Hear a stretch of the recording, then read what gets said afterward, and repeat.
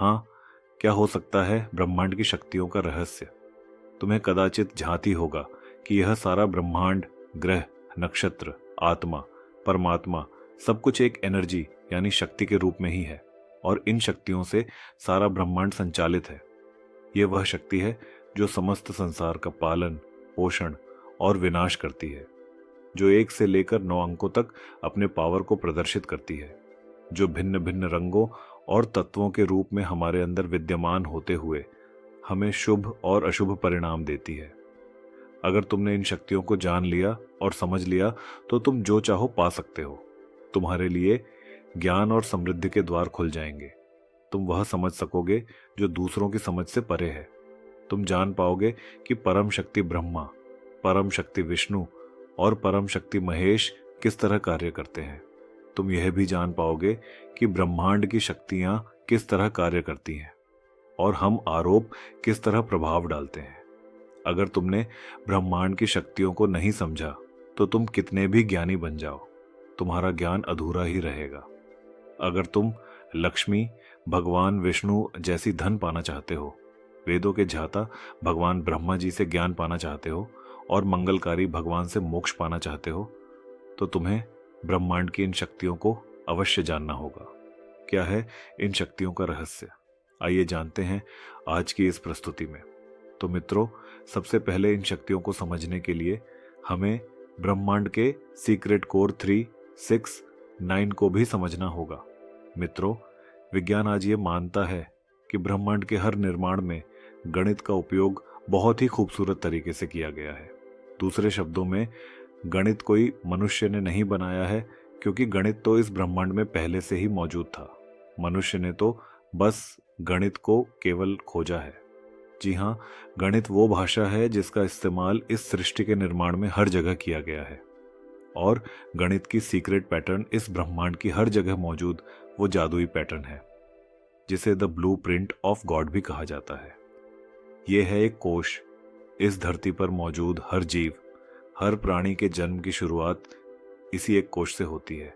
फिर ये कोश डबल होकर 2 कोश में परिवर्तित हो जाता है, 2 से 6 में, 6 से 8 में, 8 से 16 में और 16 कोश 32 में। और ये प्रोसेस ऐसे ही निरंतर चलता रहता है। अगर हम इस प्रोसेस को मैथमेटिकल अरेंज करें तो हमें ये सीक्वेंस मिलती है। अब इस सीक्वेंस के हर मल्टी डिजिट नंबर को एक डिजिट में बदलने के लिए हम डिजिटल रूट मेथड का इस्तेमाल करेंगे और ऐसा करने पर यह सीक्वेंस सामने आती है। 1 2 4 8 7 5 1 2 4 8 7 5 1 2 4 8 7 5 अनंत तक यही सीक्वेंस मिलती रहती है। अगर इस प्रोसेस को उल्टा किया जाए, यानी कि एक का आधा, फिर आधा, आधा और फिर डिजिटल रूट मेथड से डिजिट में बदलने पर जो सीक्वेंस मिलती है वो भी एक समान है। 2 4 7 5 2 4 7 5 2 4 7 5। लेकिन आपको आश्चर्य होगा कि सृष्टि के इस प्रोसेस में 3, 6 और 9 नंबर गायब है। रिसर्च से ये बात सामने आती है कि इस पैटर्न में आने वाले 2, 4, 7, 5 नंबर तीसरे आयाम को प्रदर्शित करते हैं, यानी कि यही नंबर एक दूसरे से मिलकर तीसरे आयाम वाली दुनिया की रचना करते हैं। इन नंबरों के बीच में ये लाइन दर्शाती है कि एनर्जी यानी शक्तियां कभी भी खत्म नहीं होती, बल्कि एक फॉर्म से दूसरी फॉर्म में केवल कन्वर्ट होती रहती है। जैसा कि भगवान श्री कृष्ण ने सालों पहले गीता में भी कहा था कि आत्मा यानी एनर्जी कभी मरती नहीं है, वो अमर है। इस पैटर्न में 3, 6 और 9 अंक इसलिए नहीं है क्योंकि 3, 6 और 9 नंबर थर्ड डायमेंशन के साथ ही हायर डायमेंशन वाली दुनिया को रिप्रेजेंट करते हैं। जब हम 3, 6 और 9 को डबल करते हैं तो परिणाम और भी आश्चर्य में डाल देते हैं। 3 और 6 नंबर को दुगुना या आधा करते रहने पर अंतिम परिणाम 3, 6, 3, 6, 3, 6 मिलता है। लेकिन नंबर 9 यहाँ भी अदृश्य है, गायब है। नंबर 9 को दुगुना या आधा करते रहने पर मिलने वाले नतीजे और भी चौंका देते हैं, क्योंकि अंतिम परिणाम हर बार 9 ही मिलता है। हम सभी जानते हैं कि एक वृत्त 360 डिग्री का होता है और जब वृत्त को विभाजित करना शुरू करते हैं तो हर एक कोण का अंतिम परिणाम अनंत तक विभाजित करने पर भी हर बार 9 ही आता है। धरती, चंद्र और सूर्य के डायमीटर का digital root 9, speed of light का डिजिटल रूट 9, एक दिन में 86, 400 सेकंड, 1440 मिनट और डिजिटल रूट 9। आप कितने भी दिन, सप्ताह या साल लें, जब आप सबके घंटे, मिनट और सेकंड निकालेंगे तो उनका डिजिटल रूट 9 ही मिलेगा। यानी कि नंबर 9 इस ब्रह्मांड की समस्त शक्तियों का मूल स्रोत है। इस चित्र में भी नंबर 9 सबसे ऊपर की ओर विराजमान है, जो 3 और 6 नंबर को नियंत्रित करता है, और नंबर 3 और 6 बाकी के नंबरों को नियंत्रित करते हैं। जैसे कि 3 नंबर 1, 2 और 4 नंबर को नियंत्रित करता है, और 6 नंबर 5, 7 और 8 नंबर को नियंत्रित करता है। यानी कि सभी नंबर 9 नंबर की निगरानी में इस ब्रह्मांड को बनाते हैं। ऐसा क्यों हो रहा है, इसका रहस्य आज हम आपको बताते हैं।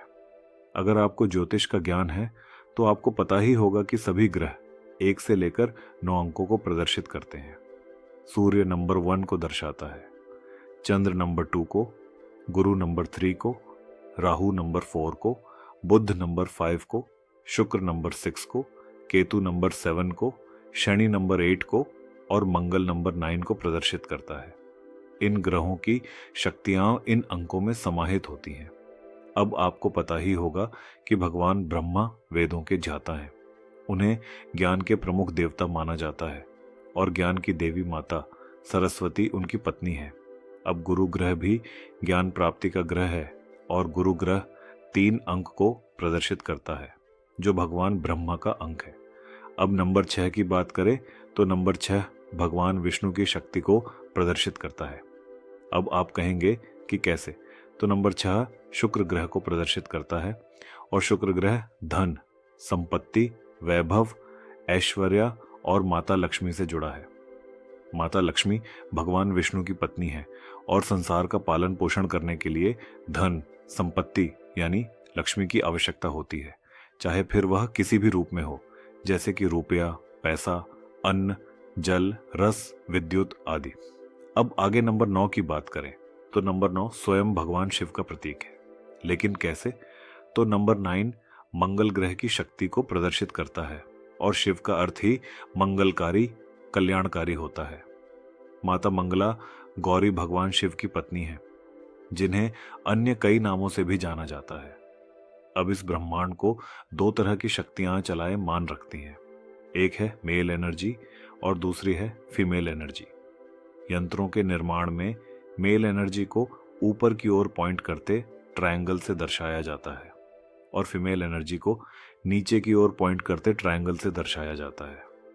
हमारे सनातन हिंदू धर्म में ब्रह्मा, विष्णु और महेश को मेल एनर्जी के रूप में बताया जाता है और सरस्वती, लक्ष्मी और पार्वती को फीमेल एनर्जी के रूप में बताया जाता है। अब इन दोनों शक्तियों के मिलने पर कुछ ऐसा आकार बनता है जिनमें हर एक में 6 कोने बनते हैं, जिसका मूलांक 9 ही बनता है। अब हम पंच तत्व की शक्तियों के बाद बात करते हैं। पृथ्वी, जल, वायु और आकाश, इन पंच तत्वों से पूरा ब्रह्मांड बना है और चलायमान है। सभी पदार्थ और भौतिक जगत पृथ्वी तत्व से बना हुआ है और इस पृथ्वी तत्व को बनाने वाले ब्रह्मा जी हैं। साथ में 3 नंबर का अंक पृथ्वी तत्व को संदर्भित करता है।